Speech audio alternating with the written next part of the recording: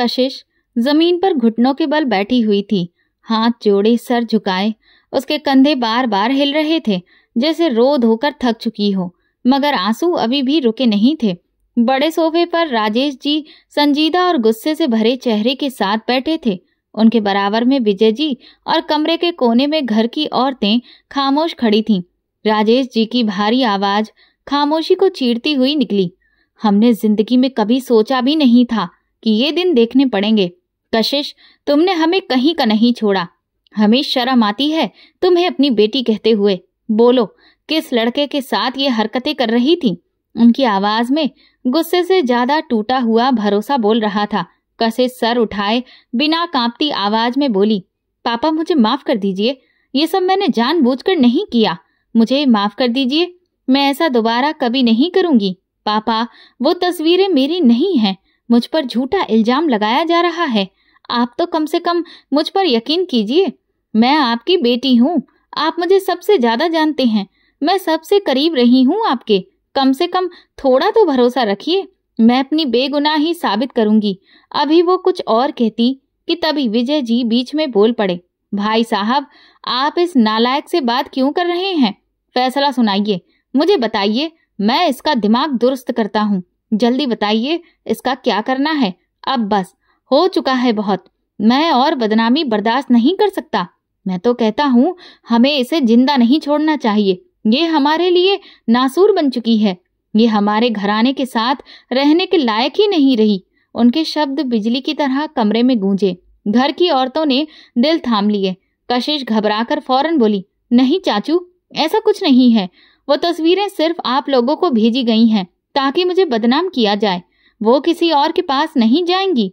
मुझे फंसाया जा रहा है। आप लोग यकीन कीजिए, मैं सच कह रही हूँ, ये सब झूठ है, दिखावा है। वो तस्वीरें मेरी नहीं हैं, मैं आप लोगों का खून हूँ। कम से कम मुझ पर भरोसा कीजिए। क्या मैं ऐसा गलत काम कर सकती हूँ? क्या हो गया है आप सबको? इतनी जल्दी फैसले लेना ठीक नहीं है। जब सच आप सबके सामने आएगा तब आपको पता चलेगा कि आप लोग कितनी बड़ी गलती कर रहे हैं। वो और कुछ कहती उससे पहले ही रेखा जी सख्त लहजे में बोली, अगर इसे माफी दी गई तो मैं ये घर छोड़ दूंगी। राजेश जी, इसे सजा देनी ही होगी। ये हमारे साथ रहने के लायक नहीं रही। इस पर जरा भी रहम खाने की जरूरत नहीं है। इसने मुझे कहीं का नहीं छोड़ा। पूरा मोहल्ला मुझ पर बातें बना रहा है। सब मेरी परवरिश पर उंगली उठा रहे हैं, सिर्फ इस मनहूस की वजह से। अब बस बहुत हो चुका है। इसे हर हाल में सजा मिलनी ही चाहिए। कमरे में खामोशी छा गई। सबकी बातें सुनकर राजेश जी जैसे पत्थर की मूरत बन गए। उनका चेहरा सख्त हो गया, आंखों में अजीब सी बेरहम खामोशी उतर आई। उन्होंने एक नजर रोती हुई अपनी बेटी पर डाली। उन्होंने गहरी सांस ली और ऊंची आवाज में अपनी बीवी की तरफ देखते हुए बोले, बस सब खामोश हो जाओ, अब और तमाशे की गुंजाइश नहीं है। नैना, जाओ इसे शादी के लिए तैयार करो। ना मैं इसे अपने हाथों से खत्म कर सकता हूँ, ना इसे माफ कर सकता हूँ। हाँ, लेकिन अब ये हमारे खानदान के साथ रहने के लायक नहीं रही, इसलिए अब इसकी इस घर में कोई जगह नहीं है। आज मैं इसका ब्याह करवाकर इसे अपने खानदान से निकाल दूंगा। आज से ये मेरे लिए मर चुकी है। राजेश जी का लहजा शांत लेकिन जहरीला था, जैसे हर शब्द खंजर की नोक पर रखा हो। सब लोग हैरान रह गए। कशिश भी यकीन कर पाने वाली नजरों से अपने पापा को देख रही थी। राजेश जी फिर बोले, अभी और इसी वक्त मैं इसका ब्याह हमारे ड्राइवर युवराज से करवाऊंगा और शादी के फौरन बाद इसे उसके गांव भेज दूंगा।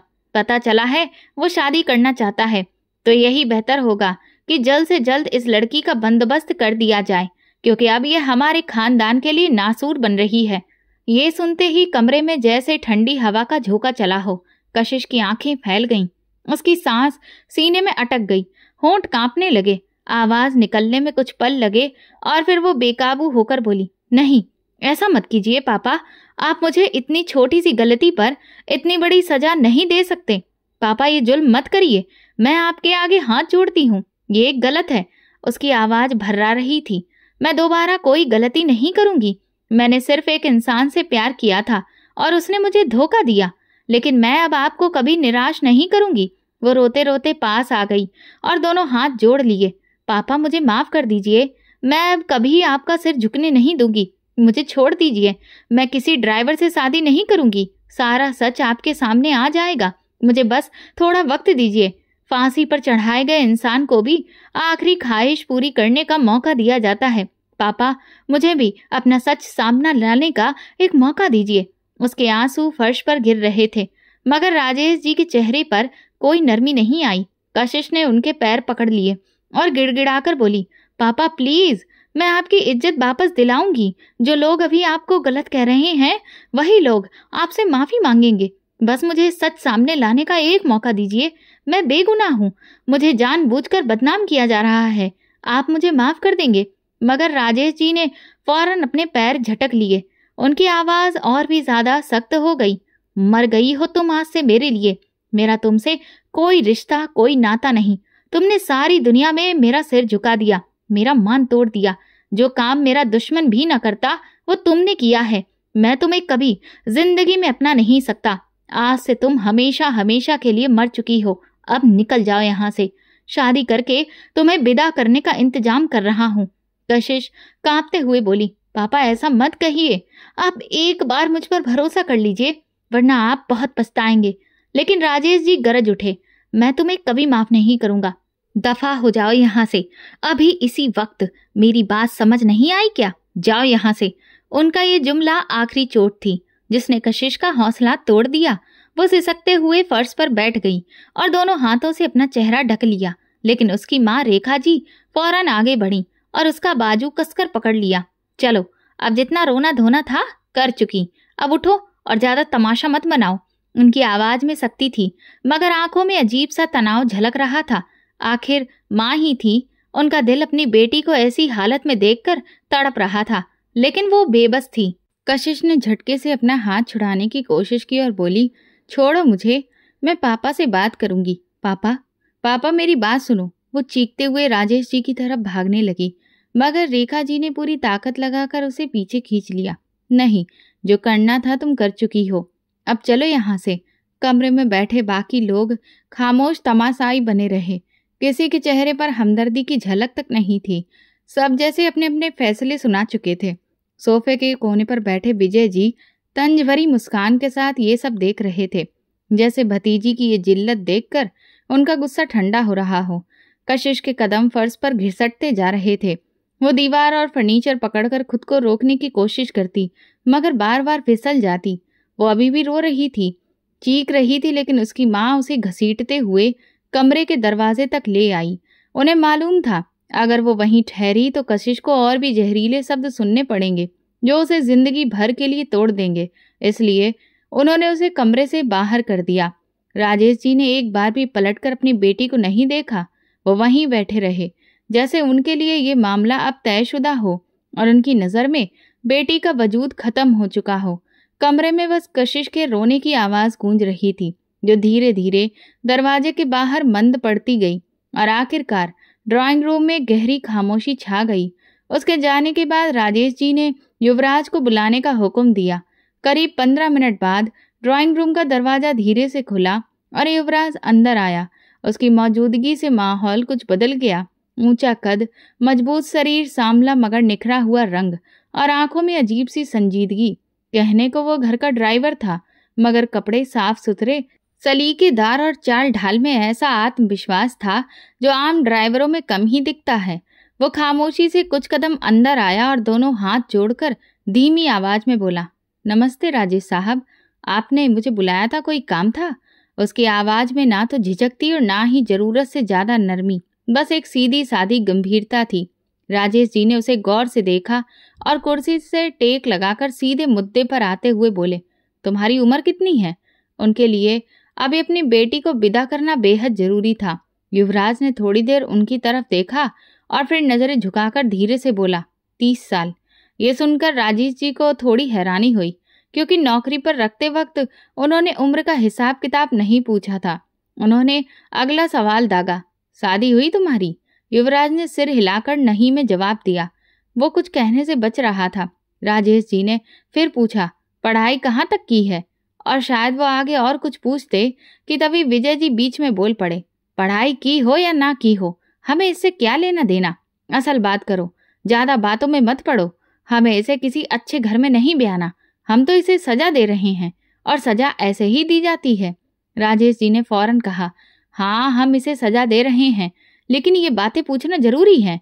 वो और कुछ कहते कि विजय जी ने झुंझलाकर कहा, बस करो भाई साहब और हमदर्दी मत दिखाओ। एहसान मानना चाहिए आपकी बेटी को कि हम उसे विदा कर रहे हैं, वरना जैसी गलती उसने की है उसके लिए तो उसका कत्ल कर देना चाहिए। आपकी बेटी ने जो किया है उसके नसीब में ये आ रहा है तो ये भी गनीमत है।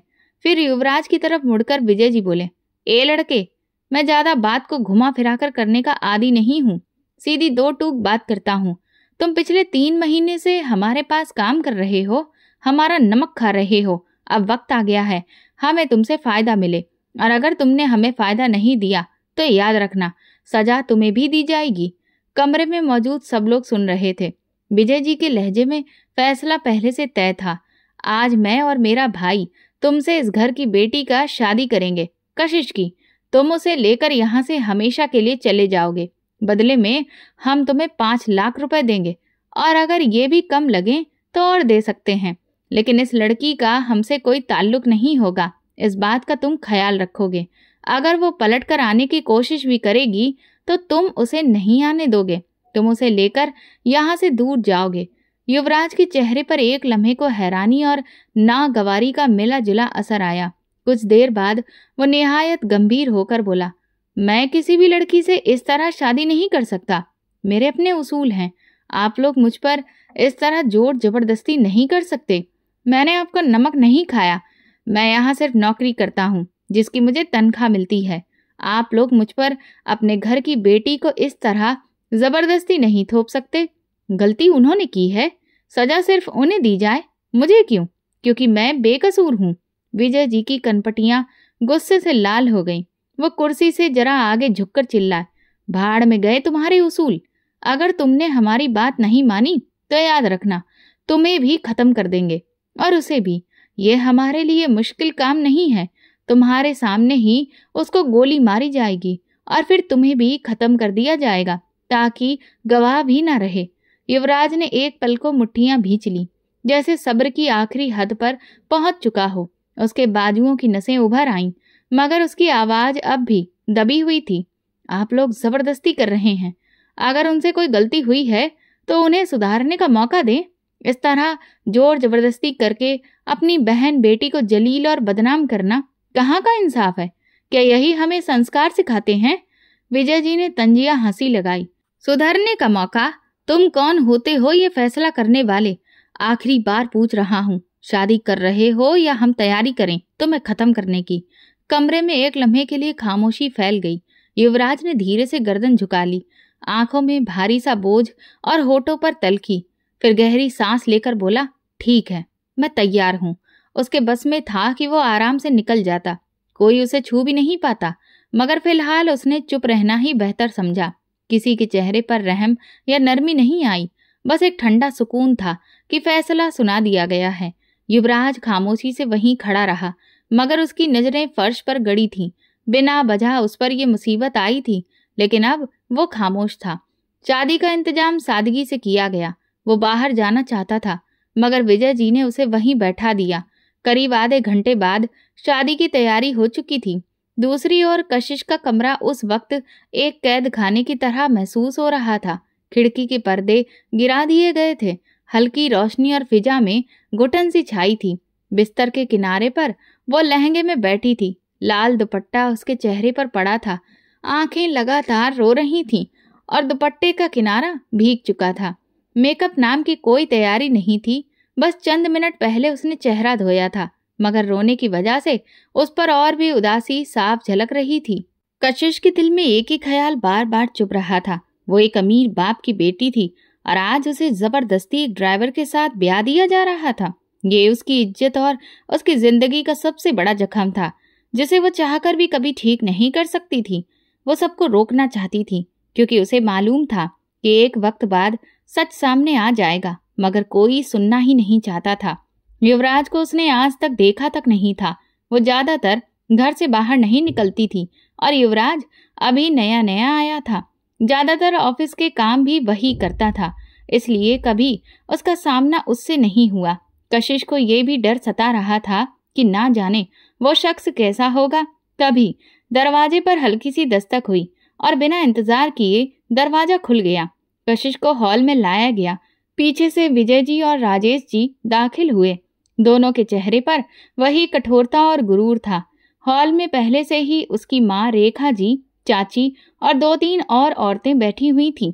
सब खामोश और सख्त चेहरों के साथ खड़ी हो गईं। राजेश जी बोले, शादी शुरू की जाए। उनके चेहरे पर ना तो खुशी थी और ना ही अफसोस, बस खामोशी थी। बाबा, ऐसा जुल्म मत कीजिए। मेरी शादी किसी ड्राइवर से मत कीजिए। मेरे बारे में सोचिए। मैं आपकी बेटी हूँ, आपकी औलाद हूँ। आपने मुझे जन्म दिया है। मगर राजेश जी की आंखों में जरा भी नरमी नहीं आई। वो गुस्से में बोले, अगर तुमने शादी नहीं की तो मैं तुम्हें जिंदा नहीं छोड़ूंगा। बोलो, मंजूर है या नहीं? उन्हें उसके आंसू, उसकी कांपती आवाज और उसकी तकलीफ कुछ भी महसूस नहीं हो रहा था। कशिश के होंठ कांपने लगे। आंखों से बहते आंसू दुपट्टे को भिगो चुके थे। वो रोती हुई बोली, बाबा, आप मेरे साथ अच्छा नहीं कर रहे। वो तस्वीर भी मेरी नहीं है। ये सब झूठ है। एक बार उसे गौर से तो देख लीजिए, उसकी जांच तो कराइए। आप बिना वजह और बिना सबूत के मुझ पर इल्जाम लगा रहे हैं। विजय जी ने बात काट दी और गरज कर बोले, कर रही हो शादी या मैं बंदूक निकालूं? उनका दिमाग गुस्से से भर चुका था और वे कुछ सुनना ही नहीं चाहते थे। कशिश की सांसें थम सी गईं। उसने मजबूरी में आंखें बंद की। कमरे में मौजूद औरतें खामोश रहीं, जैसे ये नजारा उनके लिए आम हो। चंद मिनट बाद सब ड्राइंग रूम की तरफ बढ़े। वहां युवराज पहले से बैठा हुआ था, सफेद कुर्ता पैजामा पहने, मगर चेहरे पर खुशी या सुकून का कोई असर नहीं था। वो सीधा बैठा था, नजरें झुकी हुई थीं और गंभीरता से इंतजार कर रहा था। युवराज को लाकर कशिश के साथ बिठाया गया। शादी पूरी होते ही कमरे में एक अजीब सी खामोशी छा गई। किसी के चेहरे पर खुशी नहीं थी, बस एक भारीपन और सन्नाटा। सब जानते थे कि ये शादी एक सजा है, कोई नया आगाज नहीं। लॉन्ज में सब लोग खामोशी से खड़े थे, जैसे किसी फैसले के आखिरी पड़ाव का इंतजार कर रहे हों। बाहर शाम का धुंधलका उतर चुका था, मगर घर के अंदर का माहौल पहले ही इतना भारी था कि सांस लेना भी मुश्किल लग रहा था। कशिश अपने कमरे में बैठी थी। कशिश को बाहर बुलाया गया, मगर वो कमरे से बाहर नहीं आई। राजेश जी का गुस्सा अब हद पार कर चुका था। राजेश जी खुद तेज कदमों से कशिश के कमरे की ओर बढ़े। दरवाजा जोर से खोला और बिना कुछ कहे उसका बाजू कसकर पकड़ लिया और बाहर घसीटने लगे। कशिश ने विरोध किया, कदम पीछे खींचे, लेकिन उनकी पकड़ लोहे जैसी थी। उसका दुपट्टा जमीन पर घिसटता जा रहा था और आंखों से बहते आंसू उसके चेहरे को भिगो रहे थे। कुछ ही पलों बाद वो उसे लिविंग रूम में घसीट कर लाए और एक झटके से युवराज के पैरों में धकेल दिया। कशिश संभल भी नहीं पाई थी और घुटनों के बल गिर गई। राजेश जी का लहजा जहर भरा था। ले जा इस गंदगी की पोटली को युवराज, और कहीं जाकर तबाह कर दे। इसने हमारे खानदान की इज्जत पर दाग लगाया है। मेरा बस चले तो इसे अभी यहीं खत्म कर दूं, लेकिन क्या करें, बस नहीं चलता। कमरे में मौजूद सबके चेहरे जैसे पत्थर के हो गए थे। किसी को भी कशिश का रोना दिखाई नहीं दे रहा था। कल तक ये लोग उसकी एक हल्की सी चीख पर बेचैन हो उठते थे, और आज वो रो रही थी, गिड़गिड़ा रही थी, माफी की भीख मांग रही थी, मगर कोई उसकी ओर देखना तक नहीं चाहता था। युवराज धीरे धीरे आगे बढ़ा, फिर झुककर दोनों हाथों से कशिश का बाजू थामा और उसे सहारा देकर धीरे धीरे अपने पूरे कद के साथ खड़ा किया। कशिश ने पहली बार उसे करीब से देखा। ड्राइवर होने के बावजूद उसकी शख्सियत में एक अजीब सा आकर्षण और गरिमा थी। वो हैरानी से उसे देखती रह गई। उसके दिल में ख्याल आया, क्या ड्राइवर भी इतने अच्छे दिख सकते हैं, या मैं कोई सपना देख रही हूँ? शादी के वक्त वो अपनी ही सोच में डूबी थी। उसने युवराज पर ध्यान ही नहीं दिया था। युवराज ने कशिश को थामे रखते हुए सबकी ओर देखा। उसकी आंखों में सख्ती थी। वो गंभीर लहजे में बोला, माफ कीजिए, लेकिन आप मेरी पत्नी को इस तरह नहीं बोल सकते। ये गंदगी की पोटली नहीं है, ये आपकी ही घर की बेटी है। मैं ये नहीं कहता कि इन्होंने गलती नहीं की, लेकिन आप लोग अगर सचमुच मजबूत होते तो अपनी बेटी को इस तरह गैर लोगों के सामने फेंकने की बजाय उसका हाथ थामकर उसे खड़ा करते। मर्द वो नहीं होता जो अपने घर की औरत को सबके सामने बेइज्जत कर दे, बल्कि मर्द वो होता है जो अपने घर की औरतों का सहारा बने और उसके कंधे पर हाथ रखकर कहे, हाँ, तुम्हारे साथ गलत हुआ है, तुम गुनाहगार नहीं हो, कमरे में सब एक दूसरे को देखने लगे, लेकिन कोई कुछ नहीं बोला। कई औरतों ने भीगी आंखों से कशिश को देखा, जो अपमानित होकर भी इज्जत की चादर में ढकी हुई थी। युवराज की आवाज और भारी हो गई। हम खुद अपनी बेटियों को ऐसे कदम उठाने पर मजबूर कर देते हैं क्योंकि हम उन्हें कभी वो भरोसा, वो प्यार देते ही नहीं जिसकी उन्हें जरूरत होती है। और जब वे बाहर तलाश करती हैं और फिर वो चीजें छुपाती हैं क्योंकि उन्हें पता है कि उनकी पसंद के आपके लिए कोई मायने ही नहीं है। और कुछ लोग उनकी इसी बेबसी का फायदा उठा लेते हैं, उनको बदनाम करने के लिए। कशिश ने हैरान होकर युवराज को देखा।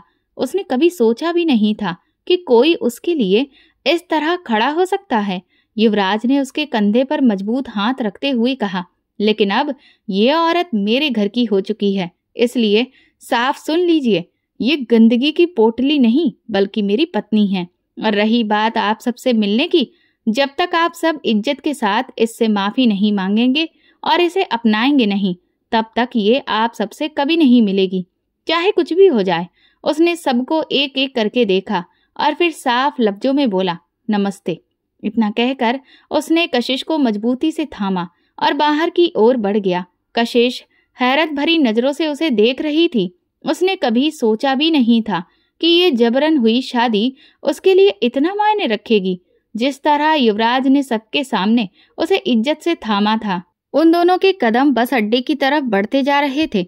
युवराज सीधा टिकट लेकर गाड़ी में चढ़ गया था। बस का अंदरूनी माहौल बिल्कुल खामोश था। कशिश खिड़की से बाहर देख रही थी, लेकिन आंखों के सामने सब कुछ धुंधला था क्योंकि उसकी आंखों से लगातार आंसू बह रहे थे। चेहरे पर उदासी और आंखों में नमी उसके दिल की हालत साफ बता रहे थे। युवराज कुछ देर तक उसे चुपचाप देखता रहा, फिर अपनी जेब से एक सफेद रूमाल निकालकर उसकी तरफ बढ़ाते हुए नरम और गंभीर लहजे में बोला, जिंदगी वैसे भी बहुत मुश्किल होती है कशिश, लेकिन उसे आसान बनाना इंसान के अपने हाथ में होता है। ये रोना धोना सिर्फ और सिर्फ वक्त बर्बाद करना है। कशिश चौंकी मगर कुछ बोली नहीं। युवराज ने रूमाल उसके हाथ में थमा दिया और बात जारी रखी, अगर कोई तुम्हारे साथ बुरा करे और तुम उसे माफ कर दो तो याद रखो, ये तुम्हारी सबसे बड़ी कमजोरी है। और ये जो आंसू हैं, ये इंसान को कमजोर बना देते हैं, कभी भी मजबूत नहीं करते। इसलिए बेवजह रोना मेरी नज़र में सिर्फ वक्त बर्बाद करना और खुद को नुकसान पहुंचाना है। कशिश ने हल्का सा सिर उठाया। उसके चेहरे पर हैरत और उलझन दोनों झलक रहे थे।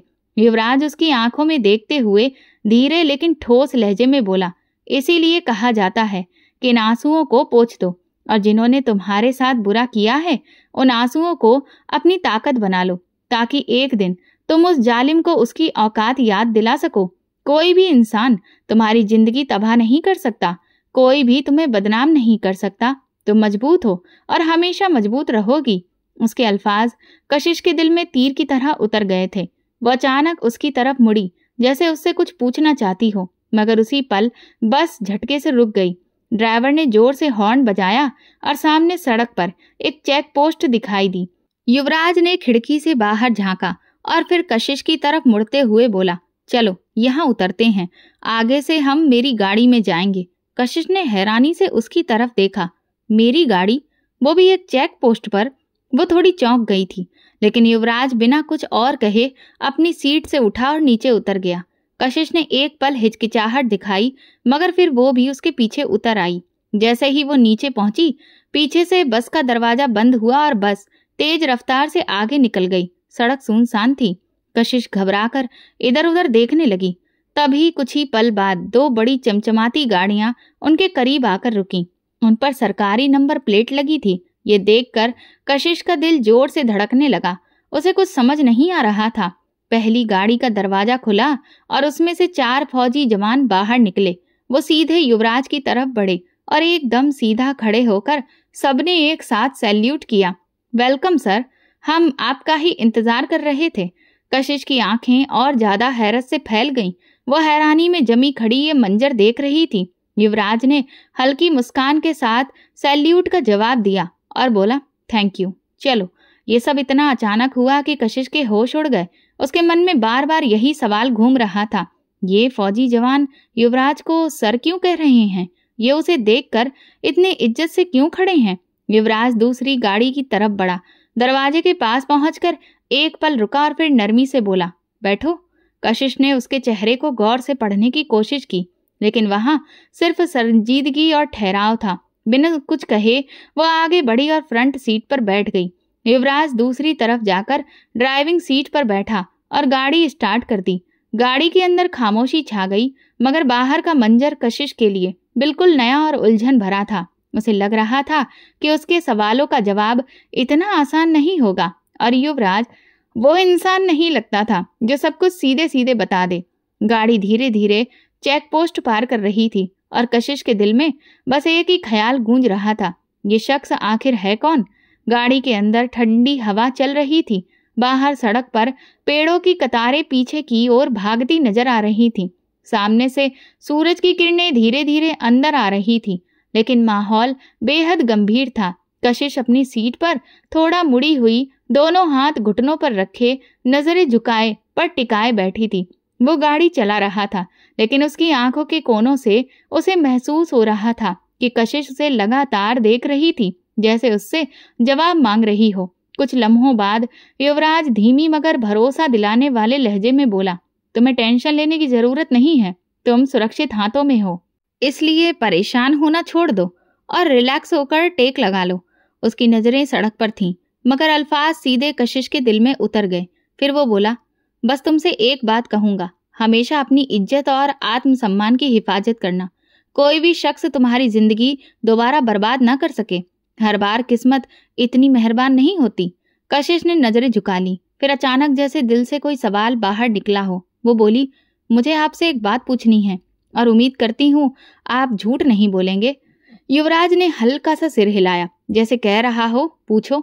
कशिश ने कांपती आवाज में कहा, मैं समझ गई हूँ युवराज, आप सिर्फ एक मामूली ड्राइवर नहीं हो। वो फौजी जवान आपको सर कह रहे थे और आपकी बातों का अंदाज भी किसी पढ़े लिखे इंसान जैसा है। आप सच सच बताइए, आप कौन हैं? युवराज के चेहरे पर एक पल को सख्ती सी छा गई। उसने बिना उसकी तरफ देखे कहा, बेहतर होगा तुम सिर्फ अपनी जिंदगी तक सीमित रहो। मैं नहीं चाहता कि तुम मेरी दुनिया में दखल दो, क्योंकि मेरी दुनिया में झांकना तुम्हें सिर्फ उलझाएगा और मैं ये कभी नहीं चाहूंगा कि तुम किसी मुसीबत में पड़ जाओ। कशिश ने फौरन जवाब दिया, मैं दखल अंदाजी नहीं कर रही, बस पूछ रही हूँ कि क्या आप कोई फौजी हैं? यकीनन आपको मेरी जिंदगी का भी सब कुछ पता होगा। जब आपने मुझसे शादी की, उसकी आवाज भर आई, मैं सिर्फ मोहित को पसंद करती थी। मेरी उससे ज्यादा मुलाकातें नहीं हुई थी। मैं उससे जब भी मिली पब्लिक प्लेस में मिली, अकेले में मेरी उससे कभी मुलाकात नहीं हुई। और वो तस्वीरें, इससे पहले कि उसकी बात पूरी होती, युवराज नरमी मगर पक्के लहजे में बोला, मैं जानता हूँ वो तस्वीरें एडिट थीं। रिलैक्स रहो, अब तुम पर कोई इल्जाम नहीं लगाया जा रहा और ना ही मैं लगने दूंगा। अपनी जान पर खेल जाऊंगा, लेकिन तुम पर उंगली नहीं उठने दूंगा। अब तुम मेरी इज्जत हो। गाड़ी की रफ्तार थोड़ी कम हुई। युवराज ने फिर कहा, और रही मेरी असलियत की बात, तो बेहतर यही है कि वो छुपी रहे, क्योंकि सच जानकर तुम सिर्फ परेशान ही होगी और मैं नहीं चाहता कि तुम किसी भी मुसीबत में फंसो। मैं चाहता हूँ जब तक हम साथ हैं तुम सुकून में रहो। ये कहकर वो खामोश हो गया। गाड़ी के अंदर सिर्फ इंजन की आवाज और बाहर सड़क की सरसराहट थी। कशिश भी चुपचाप खिड़की से बाहर देखने लगी।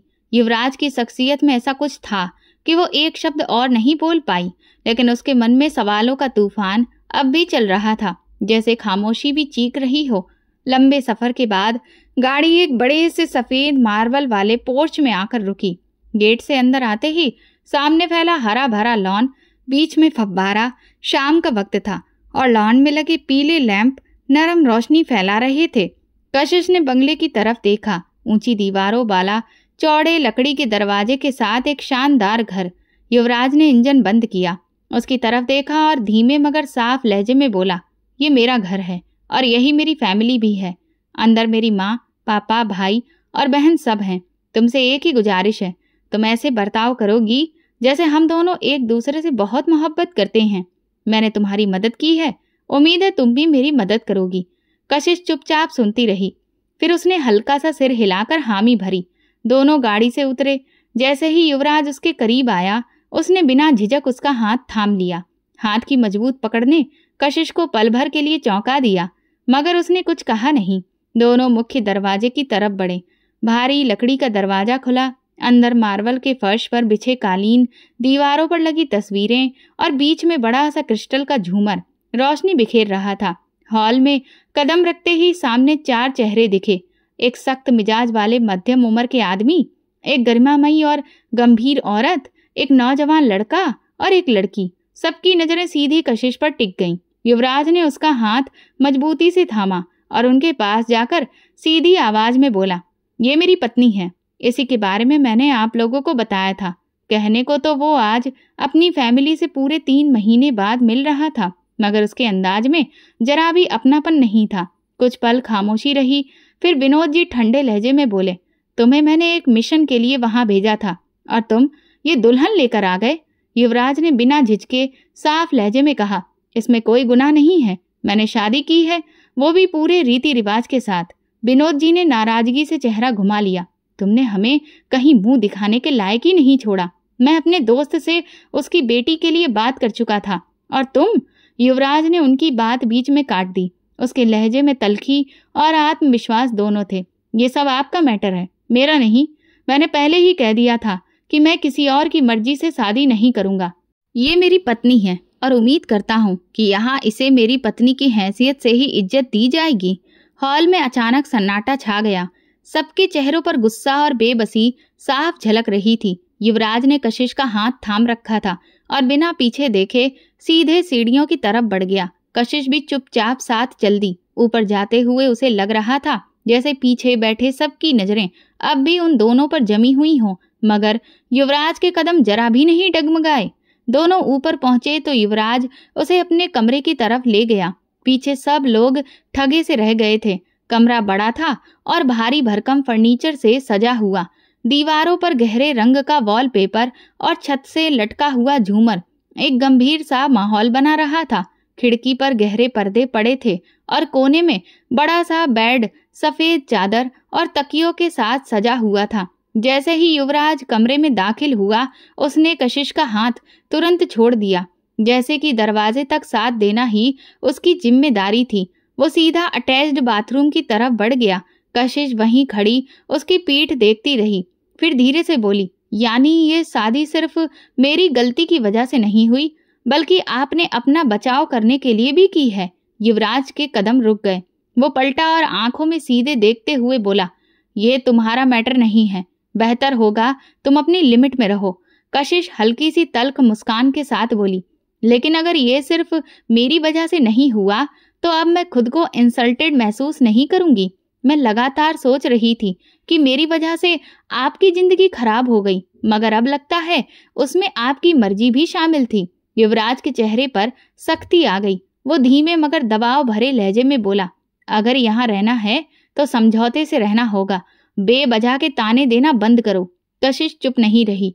एक कदम आगे आकर बोली, तो फिर आप उस लड़की से शादी क्यों नहीं कर लेते जिससे आपके पापा ने रिश्ता तय किया था? आपका परिवार इतना अच्छा है, आप खुद अमीर हैं और वो लड़की भी जरूर अच्छी ही होगी। युवराज की आंखें पल भर को सख्त हो गईं। फिर वो ठंडे लेकिन साफ लहजे में बोला, तुम्हारे लिए यही बेहतर है कि चुप रहो और मुझे करने दो जो मैं कर रहा हूँ, वरना मैं तुम्हें तुम्हारे घर वालों के पास वापस भेज दूंगा, जो तुम्हें देखते ही जान से मार देंगे। बात समझ आई? इतना कहकर युवराज बाथरूम में चला गया। पीछे कशिश वहीं खड़ी रह गई। दिल में गुस्सा और बेबसी का मिला जुला एहसास था। उसने आहिस्ता से मुंह बनाया और कमरे में नजर दौड़ाई। सब कुछ सलीके से रखा था, जैसे यहाँ किसी की निजी जिंदगी की झलक ही ना हो। भारी पर्दों से ढकी खिड़कियां और दीवार पर लगी घड़ी की लगातार टिक टिक कमरे में अजीब सा दबाव बना रही थी। उसने गहरी सांस ली, बेड के किनारे पर बैठ गई और नजरें फर्श पर गड़ा दी। युवराज की आवाज, उसका लहजा और धमकी सब उसके कानों में गूंज रहे थे। बाहर हॉल से हल्की बातें और बर्तनों की खनक सुनाई दे रही थी, मगर कमरे के भीतर खामोशी इतनी गहरी थी कि कशिश का दिल बोझ से दबा जा रहा था। वक्त धीरे धीरे बीतता रहा और कमरे में रात की खामोशी और भी भारी हो गई। बाहर खिड़की के पर्दे से हल्की सी चांदनी अंदर आ रही थी, मगर कमरे का माहौल भारी और बोझिल था। कशिश बिस्तर के कोने पर बैठी सोचों में खोई हुई थी कि तभी दरवाजे की हल्की सी चरमराहट हुई और युवराज अंदर आया। उसके कदमों की आहट सुनकर कशिश फौरन सीधी होकर खड़ी हो गई। उसकी आंखों में उलझन साफ थी, जैसे पहले से अंदाजा लगा रही हो कि अब क्या होने वाला है। युवराज ने दरवाजा बंद किया और कुछ पल तक उसे देखता रहा, फिर गंभीर लहजे में बोला, मुझे बिस्तर के अलावा कहीं नींद नहीं आती, तो बेहतर है तुम सोफे पर सो जाओ। ये कहकर वो सीधे बेड की तरफ गया और आराम से लेट गया। कशिश कुछ पल हिचकिचाई, फिर धीरे धीरे कदम बढ़ाते हुए सोफे की तरफ चली गई। जैसे ही वो सोफे के किनारे पर बैठी, कमरे की लाइट अपने आप बंद हो गई और अंधेरा छा गया। अंधेरा फैलते ही उसके दिल की धड़कनें तेज हो गईं। अचानक से वो चिल्ला पड़ी और वो तुरंत खड़ी हो गई। प्लीज लाइट जला दो, मुझे अंधेरे में डर लगता है। उसकी आवाज में खौफ साफ झलक रहा था। युवराज बिना करवट बदले बोला, मुझे रोशनी में नींद नहीं आती और बहुत दिन बाद मैं अपने घर आया हूँ, मुझे चैन से सोने दो। कशिश वहीं खड़ी रही, दोनों हाथों को कसकर पकड़े जैसे खुद को संभाल रही हो। धीमी आवाज में बोली, मैं यहाँ अकेले सोफे पर नहीं सो सकती। युवराज ने गहरी सांस लेकर कहा, अगर इतना डर लग रहा है तो यहाँ आ जाओ, मुझे कोई दिक्कत नहीं है। हाँ, तुम्हें जरूर होगी। उसके लहजे में कोई तंज नहीं था, बस सीधी सीधी बात थी। कशिश कुछ पल खामोश रही, फिर धीरे से बोली, नहीं, मुझे भी कोई दिक्कत नहीं है। तुम मेरे पति हो, मैं तुम्हारे साथ लेट सकती हूँ। उसके शब्दों में झिझक थी, मगर फैसला जैसा भी था। वो धीरे धीरे चलते हुए बेड के पास पहुंची। अंधेरे की वजह से उसने दोनों हाथ आगे बढ़ाकर रास्ता टटोला, बेड का कोना पकड़ा और धीरे से उस पर बैठ गई। कुछ देर बाद वो खिसक कर लेट गई। उसका दिल जोर जोर से धड़क रहा था। पास ही एक मर्द सो रहा था। ये एहसास ही उसे अजीब सी हालत में डाल रहा था। वो आंखें बंद किए बस लेटी रही। कब नींद आ गई उसे पता ही नहीं चला। आधी रात को उसे अपने ऊपर किसी का हाथ महसूस हुआ। उसने अचानक आंखें खोली। कमरे में गहरा अंधेरा था और उसे एहसास हुआ कि युवराज उसके पास ही लेटा है। उसका हाथ कशिश पर रखा हुआ था। कशिश घबराकर सिमट गई। तभी युवराज ने उसे अपनी ओर खींच लिया। उसने धीरे से उसके कानों में फुसफुसाते हुए कहा, चुपचाप लेटी रहो, तुम मेरी पत्नी हो और पत्नी का हक है कि वो अपने पति के साथ हो। आवाज मत निकालना। ये कहते हुए युवराज और करीब आया। कशिश ने हल्की सी दूरी बनाने की कोशिश की, लेकिन डर और झिझक के बीच वो खुद को संभाल नहीं पाई। कशिश ने ज्यादा विरोध नहीं किया, क्योंकि वो युवराज को अपना पति मान चुकी थी। युवराज वो आदमी था जो उसके साथ तब खड़ा हुआ था जब कोई भी उस पर यकीन करने को तैयार नहीं था। युवराज ने उसकी इज्जत के लिए आवाज उठाई, उसके अपने जब उसकी एक भी नहीं सुन रहे थे। तब युवराज ने उसे सहारा दिया। उसका मन थोड़ा परेशान था, क्योंकि वो युवराज के बारे में कुछ भी नहीं जानती थी। उसके मन में कई सवाल थे। इतनी जल्दी उसने कभी इस तरह की बातों के बारे में सोचा भी नहीं था। मगर उस पल युवराज की मौजूदगी और उसके अपनत्व का असर ऐसा था कि कशिश की कोशिशें थम गईं। उसने आंखें बंद कर लीं और हालात को वैसे ही स्वीकार कर लिया। उसने खुद को युवराज के हवाले कर दिया। खिड़की के बाहर चमकता चांद भी जैसे उनके रिश्ते की नजदीकियों को देखकर बादलों में छुप गया था। अगली सुबह का सूरज पूरी रोशनी के साथ निकला। पहली किरण निकलते ही युवराज घर से निकल गया था और अब दोपहर होने को आई थी। वो अभी तक वापस नहीं लौटा था। खिड़की के पर्दों से छनकर धूप कमरे में फैल रही थी। कमरे के हर कोने में दोपहर का सन्नाटा था और कशिश बिस्तर के किनारे गुमसुम बैठी थी। उसकी नजरें कालीन पर टिकी थीं, मगर दिमाग अब भी कल रात के मंजर में अटका हुआ था। दिल की धड़कनें अब भी तेज थीं, जैसे सब कुछ अभी अभी हुआ हो। अचानक शादी, फिर वो नजदीकी जो उसने कभी सोची भी नहीं थी।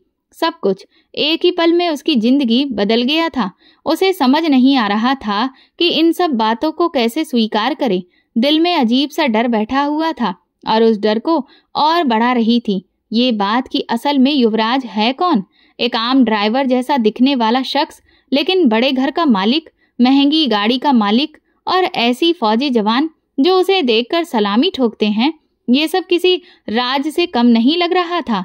कशिश इन्हीं उलझी सोचों में खोई थी कि तभी कमरे का दरवाजा धीरे से खुला।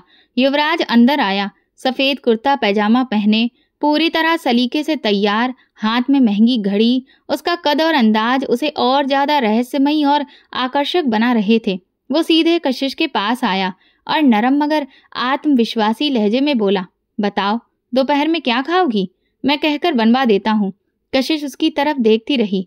उसके दिल में सवालों का सैलाब उमड़ आया था। कुछ पल खामोश रहने के बाद उसने धीरे से कहा, मुझे आपसे कुछ पूछना है और प्लीज मेरी बात को अब साफ साफ सुनना। युवराज ने एक पल के लिए उस पर नजर डाली और छोटा सा जवाब दिया, हाँ कहो। उसे पहले से पता था कि अब कमरे में आना मतलब सवालों का सामना करना है। इसी वजह से वो सुबह सुबह घर से गायब हो गया था, लेकिन हमेशा के लिए तो बाहर नहीं रह सकता था।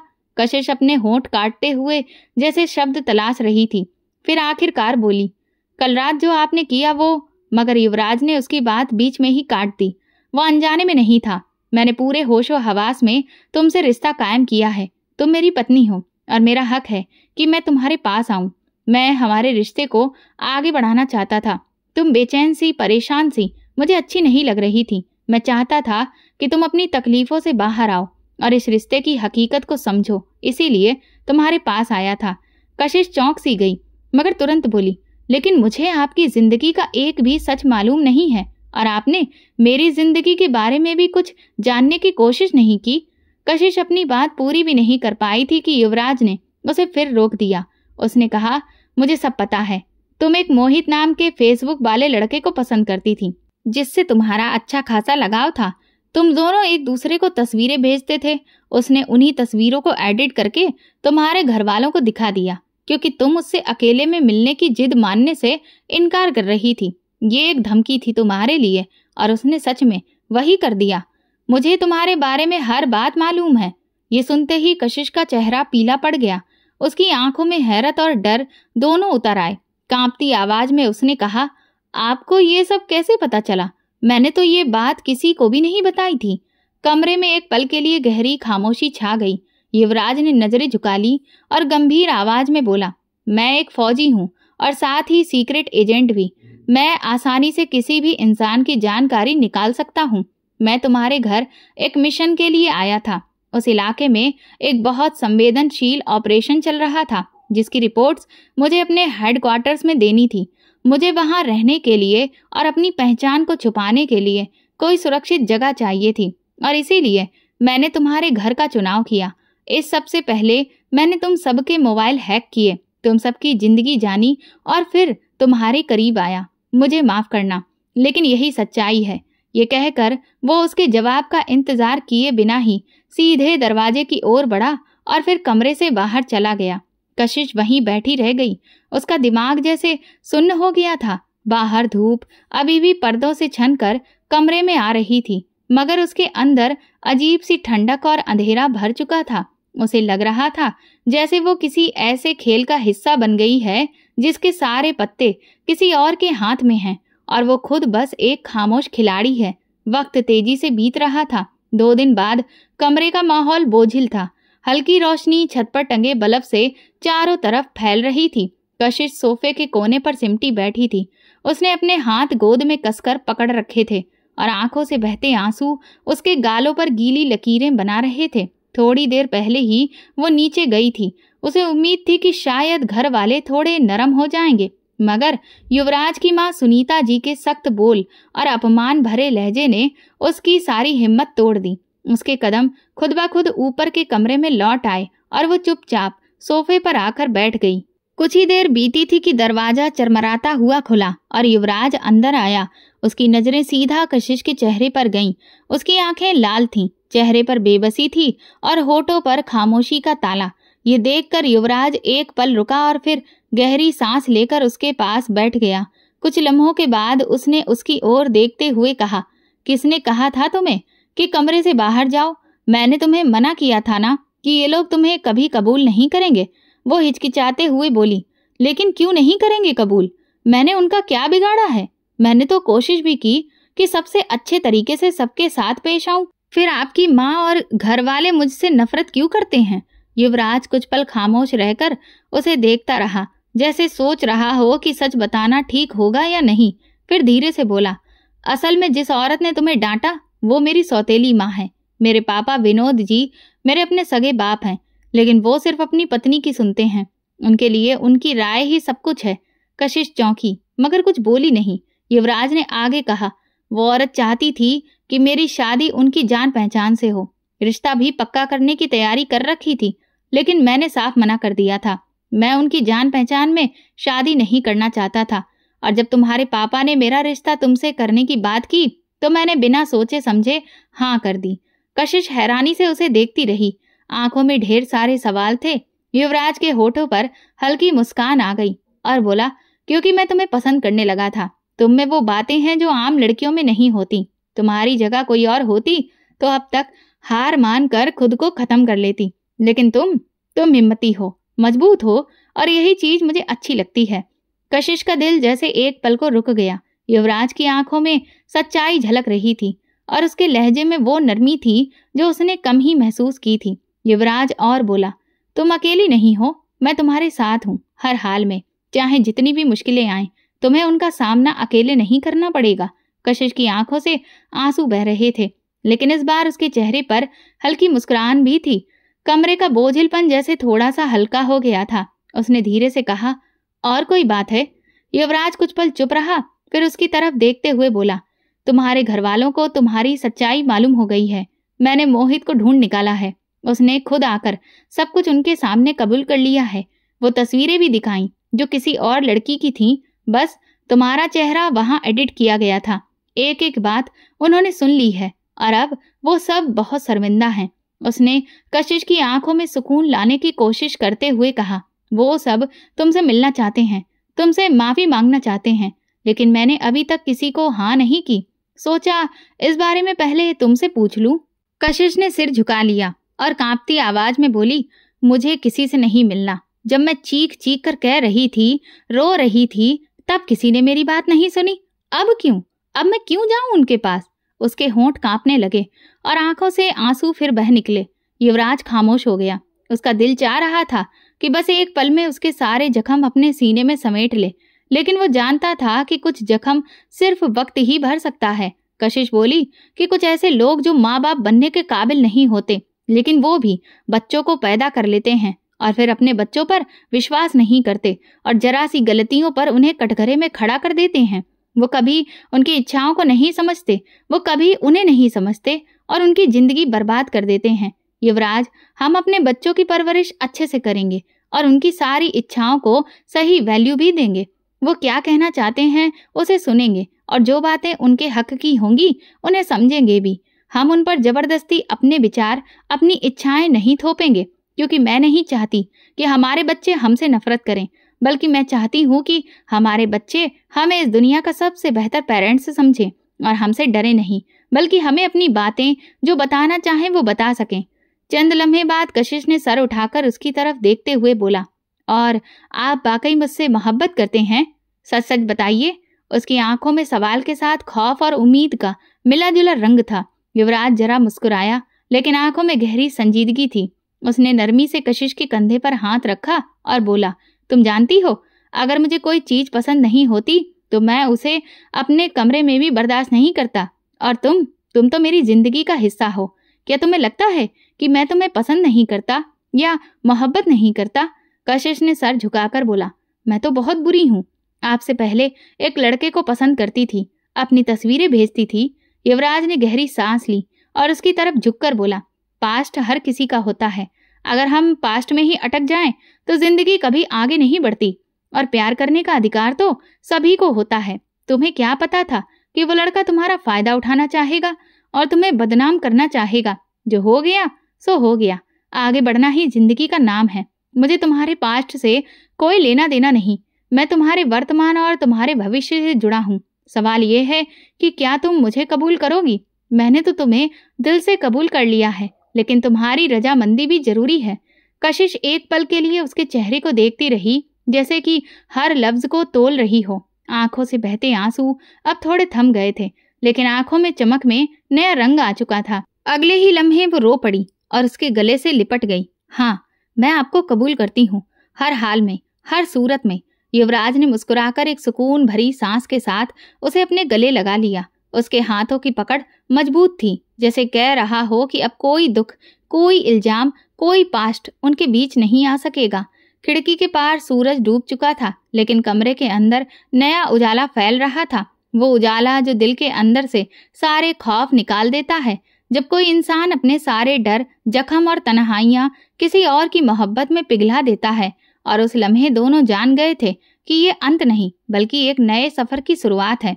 कुछ महीने लगे, लेकिन कशिश ने युवराज के घर वालों का दिल भी जीत लिया था। उसके अच्छे व्यवहार और सेवा ने युवराज के माँ बाप के दिल में उसके लिए जगह बना दी थी। और आज कशिश युवराज के साथ उसके घर में हंसी खुशी रह रही है। युवराज बीच बीच में कुछ महीनों के लिए अपनी ड्यूटी पर चला जाता है, लेकिन उनका प्यार दूरियों में भी कम नहीं होता। दोस्तों, सोशल मीडिया प्लेटफॉर्म पर मौजूद लोगों से दोस्ती बहुत सोच समझकर करनी चाहिए और उनके साथ अपनी तस्वीरें और वीडियोस भी जल्दी साझा नहीं करनी चाहिए, क्योंकि आजकल सोशल मीडिया पर कई ऐसे लोग हैं जो लोगों की मजबूरी का फायदा उठाते हैं और उन्हें फंसाकर ब्लैकमेल करते हैं। इसीलिए सोशल मीडिया पर बहुत ही सोच समझकर किसी भी अनजान व्यक्ति से दोस्ती करें। अपनी तस्वीरें और वीडियोस को जल्दी उसके साथ साझा ना करें जब तक आपको यकीन ना हो जाए कि वो एक अच्छा इंसान है। और दोस्तों, आपको हमारी ये कहानी कैसी लगी मुझे कमेंट सेक्शन में जरूर बताएं। इस कहानी पर आपकी क्या राय है वो भी बताएं। मेरे चैनल को सब्सक्राइब कर वीडियो को लाइक कर दें और वीडियो को हाइप भी दें। ये कहानी पूर्णतः काल्पनिक है। ऐसी और भी रोमांचक कहानियों को सुनने के लिए मेरे चैनल के साथ बने रहें। धन्यवाद।